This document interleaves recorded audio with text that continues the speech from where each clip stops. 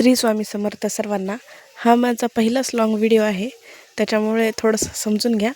मी ढोकळा बनवला आहे, त्याचीच रेसिपी तुमच्यासोबत शेअर करणार आहे. चला तर मग सुरू करूया. 1 ग्लासभर मी बेसन घेतलं होतं. ते छान चाळून घ्यायचं. चाळून नाही घेतलं तर मग गुठळ्या होतात, व्यवस्थित आपला ढोकळा फुगत नाही. त्याच्यामुळे बेसन कधी पण चाळून घ्यायचं. नंतर एका पातेल्यात ते बेसन पीठ काढून घ्यायचं. थोडं थोडं पाणी घालून ते फेटत राहायचं. नंतर त्यामध्ये मी 2 चमचे साखर, 1 छोटीशी पळी तेल घातलं होतं, थोडंसं हळद, मीठ घालून ते छान फेटून घेतलं. आणि मी त्यामध्ये अर्धं लिंबू घातलं होतं, कारण माझ्याकडे लिंबूसत्व नव्हतं म्हणून मी लिंबाचा वापर केलेला आहे. आणि बॅटर आपलं असं तयार झालं पाहिजे, तेव्हाच ढोकळा छान फुगतो. 10 मिनटं ते बॅटर झाकून ठेवून द्यायचं आणि कढई गॅसवर ठेवायची पाणी गरम करण्यासाठी. नंतर मी त्यामध्ये 1 इनो पण घातला होता. आणि यूट्यूबवरच मी हे पाहिलं होतं की बॅटरमध्ये इनो तेव्हाच टाकायचा जेव्हा आपल्याला ते बॅटर गॅसवर ठेवायचं असेल. भरपूर आधी इनो घातला ना की ते फुगत नाही. गॅसवर बॅटर ठेवायचं म्हटलं की 5 मिनटं आधी इनो घालायचा आणि ते लगेच ठेवून द्यायचं. तेव्हाच आपला ढोकळा चांगला फुगणार आहे आणि स्पंजी होणार आहे.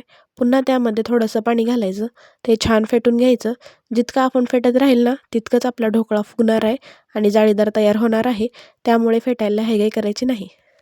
नंतर बॅटर असं काहीसं तयार झालं की एका प्लेटला थोडंसं तेल लावायचं, ते छान फिरवून घ्यायचं आणि त्यामध्ये ते बॅटर ओतायचं.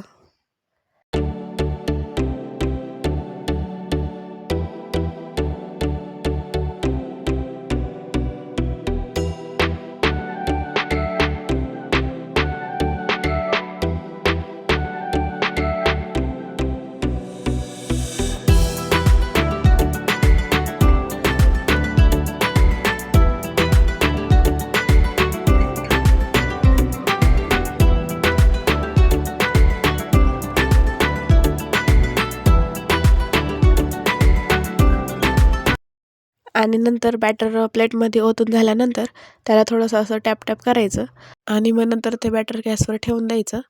10-15 मिनटं ते चांगलं झाकून ठेवायचं.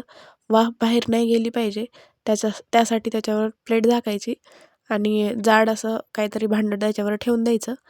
मी त्याच्यावर तिथे उखळातलं ते असतं ना कुटायचं, ते ठेवलं होतं, त्याच्यामुळे वाफ बाहेर गेली नाही.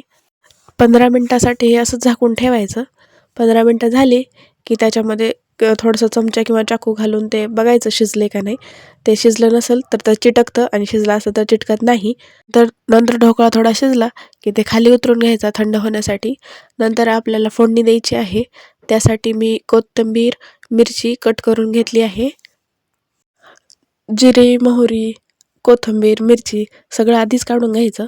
नाहीतर आपल्याला कसं होतं माहिती आहे ना की फोडणी टाकायला गेलो का नंतर काहीच सापडत नाही. त्यामुळे आधीच सगळं काढून घ्यायचं. एक छोटंसं पातेलं ठेवायचं, त्यामध्ये 2 पळ्या तेल, जिरे, मोहरी आणि मी 2 चमचे साखर घातली होती. नंतर थोडं त्यामध्ये पाणी घातलं आणि थोडंसं मीठ टाकलं.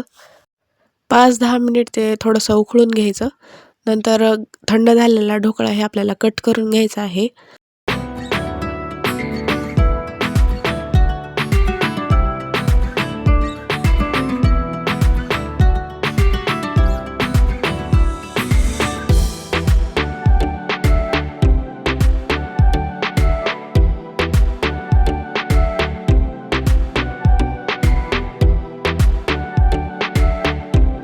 नंतर ते उकळलेलं पाणी हे आपल्याला ढोकळ्यावरती घालून घ्यायचं आहे. नंतर आपला ढोकळा असा काहीसा तयार होतो. हा माझा पहिलाच लॉंग व्हिडिओ होता, त्यामुळे थोडंसं काही चुकलं असेल तरी थोडं समजून घ्या.